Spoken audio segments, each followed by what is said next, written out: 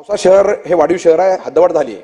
पण हद्दवाढीच्या संदर्भात हद्दवाढ झाल्यानंतर जे पैसे द्यावे लागतात शासनाने ते जवळपास 45 कोटी रुपये होतात. ते पैसे आणखीन नगरविकास खात्याने आमच्याकडे दिले नाहीत.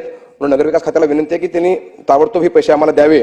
त्याचबरोबर औसा शहरातील वाढीव रस्त्यामध्ये नाली करणे, विद्युतीकरण करणे आदी कामासाठी आणि रस्त्याच्या कामासाठी 105 कोटीचा माझा प्रस्ताव नगरविकास विभागाकडे प्रलंबित आहे. तोही प्रस्ताव शासनाने ताबडतोब करावा अशी मागणी मी आपल्या माध्यमातून शासनाकडे करतोय. औसा शहरातील प्रति पंढरपूर म्हणून प्रसिद्ध असलेले नाथपीठ चे विठ्ठल मंदिर आणि गोपाळपूर देवस्थान, भुईकोट किल्ला, केशव बालाजी मंदिर, पुरातन राम मंदिर आणि दर्गा या विकासासाठी विशेष निधीची आवश्यकता आहे. अध्यक्ष महोदय, त्याच्याहीसाठी आम्हाला निधी द्यावा अशी मागणी मी आपल्या माध्यमातून या मागण्यावर करतो. अध्यक्ष महोदय, औसा नगरपालिकेच्या क्षेत्रामध्ये गेली 40 वर्ष अतिक्रमण होते. ते सगळे अतिक्रमण आता पूर्ण निघालेले आहेत. त्यामुळे शासनाची जवळपास 100 कोटीची जागा रिकामी झाली आहे. या सगळ्या जागावर शासकीय जागावर आता आम्हाला शॉपिंग कॉम्प्लेक्स करायचं